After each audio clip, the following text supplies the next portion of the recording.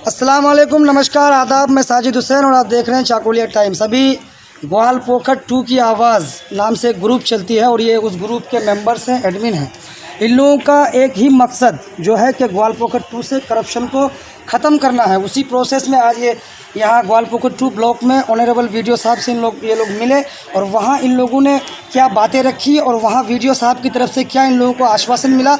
हमारे साथ मौजूद हैं उस ग्रुप के एडमिन सईद अनवर राही भाई। इनसे ही जानने की हम कोशिश करते हैं। सबसे पहले तो स्वागत है आपका हमारे चैनल में, और बताइए कि आपने क्या बातें वहाँ वीडियो साहब के सामने रखी और वहाँ से आपको क्या आश्वासन मिला। सबसे पहले चाकुलिया टाइम्स का बहुत बहुत शुक्रिया, खासकर साजिद भाई जिस तरह से काम करे इलाके का, क्योंकि आज जो सवाल उठ रहे इलाके में तो कहीं ना कहीं हमारे जो लोकल रिपोर्टर है, आप हुए और भी जो है, इनका बहुत बड़ा हाथ है। तो पहले आपको मैं सलाम और आपको मैं सलूट करता हूँ। मैं एक शायरी के साथ आपसे मैं बात शुरू करना चाहूँगा कि अकाबी रूह जो पैदा होती है जवानों में, आती है नज़र मंजिल उन्हें आसमानों में। क्योंकि जो इलाके के जो भी करप्टर्स हैं, मैं किसी पार्टी को ना ही बदनाम करते हुए ना ही नाम लेते हुए कि हर पार्टी अच्छी है, हर पार्टी में बेईमान आदमी होते, करप्टर्स होते हैं। तो हम लोगों ने जिन मुद्दों को लेके आज आए हैं, उन मुद्दों को मैं आपको बताना चाहूँगा कि हमारे अभी जो ग्वालपोखर 2 के अंदर, क्योंकि एक जीपी नहीं लगभग जितने जीपी हैं, तमाम नौजवान हमसे जुड़े हुए हैं, हमारे टीम है, हमारे भाई लोग हैं। तो उस सब का सवाल था कि कुछ दिनों से यहाँ डिपोटेशन हो रहा है, कुछ आदमी धरने दे रहे हैं। तो कहीं ना कहीं जो सवाल पहला होना चाहिए, सबसे पहला सवाल जो होना चाहिए वो कोई नहीं कर रहा है।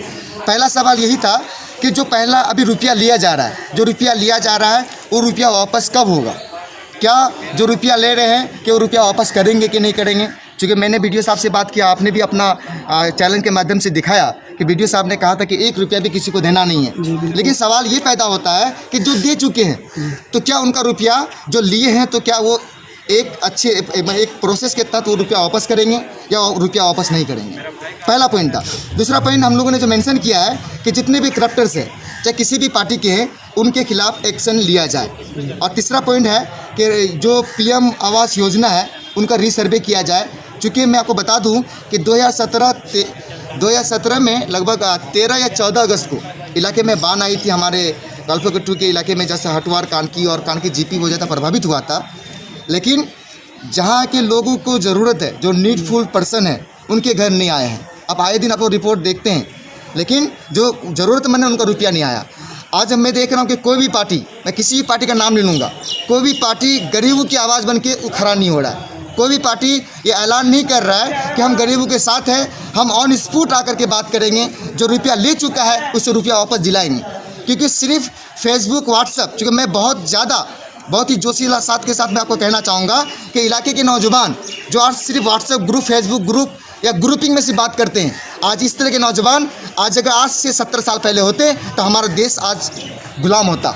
और मैं कहना चाहूँगा एक ईमानदारी के साथ और एक बहुत ही जिम्मेदारी के साथ कि हम नौजवान, हमारे इलाके के नौजवान, क्योंकि मैं नौजवानों को दावत देता, नौजवानों के बारे में बता रहा हूँ कि हमारे नौजवान आज गुलाम है। आप कहिएगा क्या चीज़ का, तो मैं कहूँगा कि हमारे इलाके के नौजवान गुलाम है इज्जत का। हम लोग जिस इज्जत, जो एहतराम देते हैं हमारे इलाके के जो भी सरपंच, समिति, प्रधान, मुखिया है, क्योंकि वो जिस इज्जत के लायक है वो इज्जत देनी चाहिए। और जो सवाल करना है उनसे आँख से आँख मिला करके उनके डर से सवाल करे, किसी से डरने की ज़रूरत नहीं है। हमारा संविधान, हमारा देश, इंडियन कॉन्स्टिट्यूशन यही हक देता है कि हम हर किसी से सवाल करें, चाहे वो रिश्ता में मेरा पापा लगे, मेरा चाचा लगे, मेरा मामा लगे। क्योंकि सवाल करने का वो हक, वो जज्बात होना चाहिए। आज अगर सवाल नहीं करेंगे चलते हुए करप्शन के दौरान, क्योंकि मैंने देखा कुछ नौजवान ये कह रहे थे कि कुछ पॉलिटिशियन नहीं आएंगे तो हम कुछ कर नहीं पाएंगे। तो मैं ये कहना चाहूँगा, हम नौजवान एक साथ हैं ग्वालपोखर 2 के तमाम जीपी से, हमारे पास डॉक्यूमेंट्स है, हमारे पास प्रूफ है। हम एकदम एक संवैधानिक तरीके से, कॉन्स्टिट्यूशन तरीके से हम अपनी बातों को रखेंगे। अगर बात का अगर जवाबात हमारे वीडियो साहब नहीं देंगे तो फर्दर हम SDM, DM सब जुडिशरी तक पहुँचेंगे। क्योंकि यहाँ इनकलाबी होने के साथ साथ हम लोगों को हर चीज़ की जानकारी बहुत ज़रूरी है। बगैर जानकारी का, बगैर सुविधा का अगर आगे बढ़ेंगे तो जवाब देने वाले, सवाल करने वाले बहुत मिलेंगे। इसलिए हम लोग जितने पॉइंट को मेंशन कर रहे हैं उन तमाम चीज़ों का सबूत मेरे पास है, हमारे टीम के पास है कि पूरे ग्वालपोखर 2 में हर एक जीपी में क्या चल रहा है। बीच में मैं आपको रोक रहा हूँ सैद भाई कि करप्शन, जो भ्रष्टाचार जिस तरह से आप बता रहे हैं, लोग जागरूक तो हो रहे हैं सर, लेकिन सबसे बड़ी जो बात एक उभर के सामने आ रही है कि आवाज़ उठाना सबसे अच्छी बात है और आवाज़ उठनी चाहिए, नौजवानों को एक होकर इसके खिलाफ लड़ना चाहिए।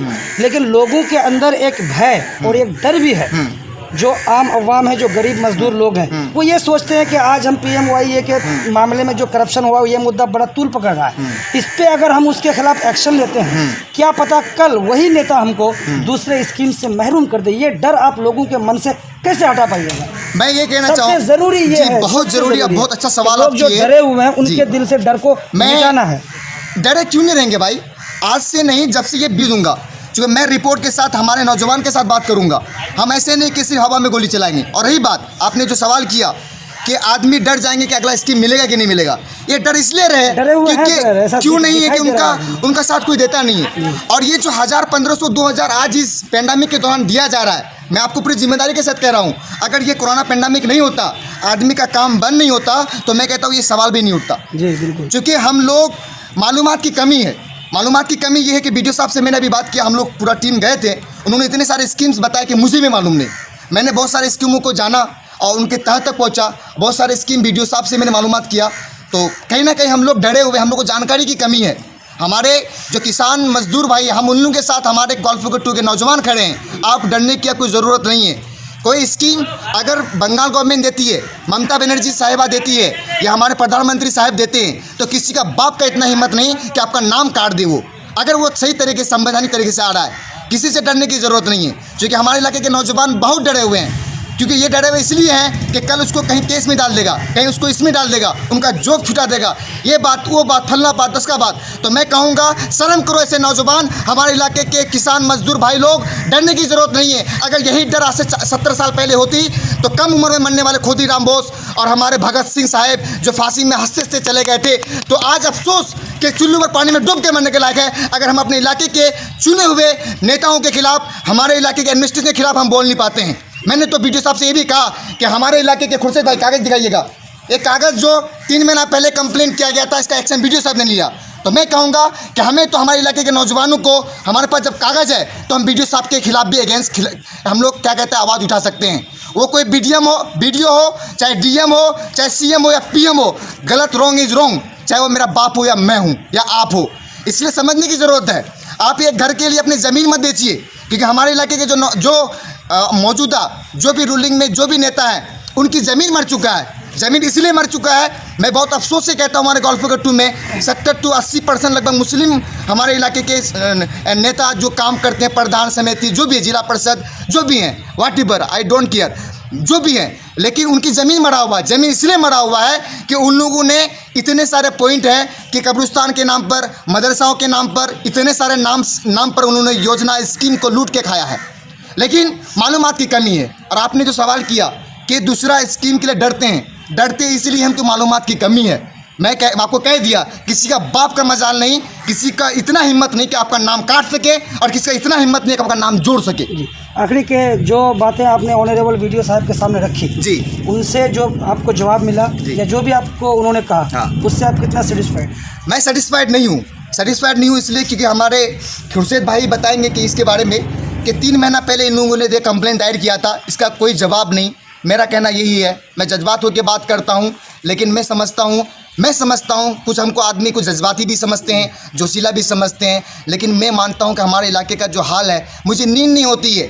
मुझे नींद इसलिए नहीं होती है, और हर तमाम नौजवानों को नींद नहीं होनी चाहिए कि इलाके में इतना करप्शन अगर हो, जो इलाके में 1500, 2000, 1500, 300 रुपया, जो 1000 रुपया लेकर के आज इल्लीगल तरीके से ले रहा है, क्योंकि वो रुपया देने के लिए मजदूर आदमी अपना बकरी, गुरु, जेवर, यहाँ तक कि अपनी बीवियों का वो जो बेसर होता है मुसलमानों का, और जो हमारी हिंदू माएँ हैं, जो बहनें हैं, अपने मंगलसूत्र जो होता है उनका वो गिरवी दे करके तब 1000-1500 रुपया देते हैं। मैं समझता हूँ कि मैं भी एक गरीब फैमिली से बिलोंग करता हूँ। मैं एक सोशल एक्टिविस्ट हूँ। हमारे तमाम ग्रुप के लीडर्स, तमाम मेंबर, हम लोग समझते हैं गरीबों की आवाज़, हम लोग समझते हैं गरीबों की दर्द, हम लोग समझते हैं कि 100 रुपया जमा करने में आदमी का क्या हो जाता है।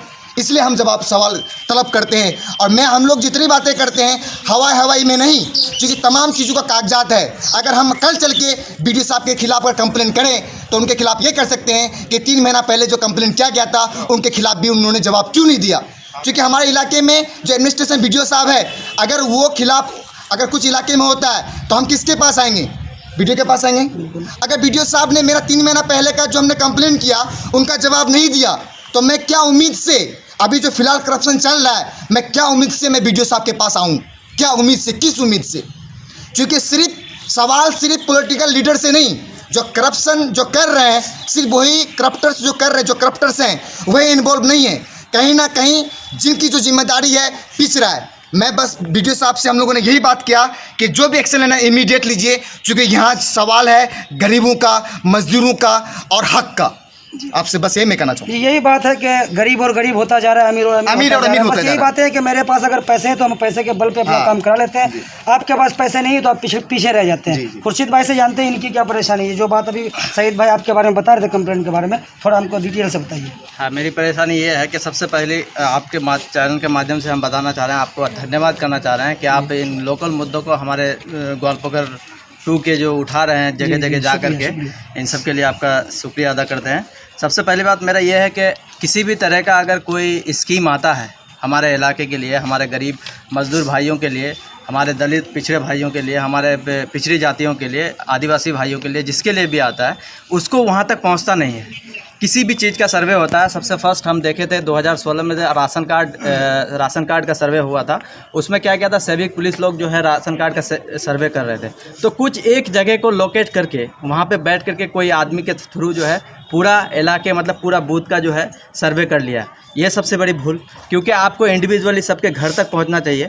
वहां जा कर के आप उस पर उसके घर को देखिए, उसके संज्ञान कीजिए कैसा क्या है नहीं है, तब जा कर के कोई एक आदमी बोल देने से जो ऐसा है वैसा है इस तरह का मैटर करके उन लोगों का, गरीबों का हक को मारा गया। ये उसका जिसका APL बनना, खास करके हमारे बड़ा गाँव सबसे पिछड़ा हम समझते हैं हमारा बूथ को, सबसे पिछड़ा, क्योंकि वहाँ पे इलिटरेट बहुत ज़्यादा हैं, सबसे ज़्यादा पिछड़ी जाति लोग हैं, आदिवासी सब जुड़े हुए हैं हमसे हमारे बड़ा गाँव में। वहाँ पे जो है BPL सबसे ज़्यादा होना चाहिए, सबसे ज़्यादा BPL अगर होना चाहिए तो उस इलाके में होना चाहिए। लेकिन वहाँ पे APL बना, किसका बना? जिसके पास रोज़ कमाता है रोज़ खाता है, उसके पास दूसरा कुछ और ये नहीं है, उसका APL बना हुआ है, उसको घर नहीं मिल रहा है। किसी और को बड़ा बड़ा आदमियों को घर मिल जा रहा है, टीचरों को घर मिल जाता है, किसी फैमिली से 4-4 5-5। और हमारा इस बार जो सर्वे हुआ PMAY का, इस सर्वे में तो हमारा सबसे बड़ा चोट जो पहुँचा है, हमारा आधा अंसारी पाड़ा और एक टीबी टोला बोल करके एक गांव है जिसका क्या कहते हैं आदिवासी भाइयों का पूरा छटा हुआ है।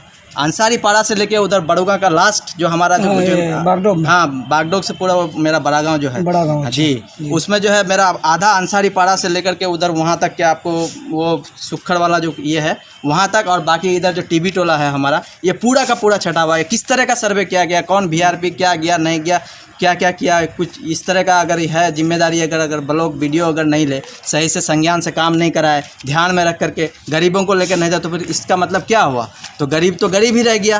फिर अमीरी वही जिसके पास बोलता है जिसके हाथ में लाठी उसी का, जिसका लाठी उसी का भैंस, यही वाला। तो इस तरह से करने से तो नहीं ना, सारे कुल मिला के देखिएगा तो वही बातें आ जाती हैं। और ये बात जो है, ये 3 महीना पहले हम वीडियो के पास सबसे पहले तो अंचल में इसको जो है कंप्लेन दायर कराए थे 4 तारीख 5 महीना 2020 को।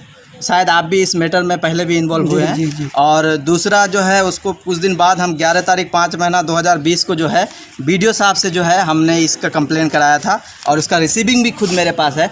3 महीना कंप्लीट हो जाने के बाद तक आज तक किसी भी तरह का कोई स्टेप नहीं लिया गया हमारे BDO साहब की तरफ से। यहाँ पे बोला जाता है कि अधिकारियों के पास आना चाहिए अगर किसी तरह का कोई प्रताड़ित हो रहा है गाँव समाज में, लेकिन हम अधिकारी के पास आ करके भी हमको अपना इंसाफ नहीं मिल रहा है। तो इसका जिम्मेदार हम किसको समझें? इसका जिम्मेदार हम किसको समझें? सही बात है। बहुत बहुत शुक्रिया आप लोगों का कि आपने हमारे चैनल के माध्यम से कुछ बातें रखी। तो ये थे सोशल एक्टिविस्ट सईद अनवर राही और खुर्शीद भाई, इनकी टीम यहाँ पे मौजूद थी, हमने इनसे बात की, आपने देखा। वीडियो को ज़्यादा से ज़्यादा शेयर करें ताकि ऐसी जानकारी लोगों तक पहुँचे और लोग जागरूक हों। चैनल को सब्सक्राइब कर बेल आइकन को दबाएं। कैमरामैन जावेद वारसी के साथ चाकुलिया टाइम्स के लिए मैं मोहम्मद साजिद हुसैन।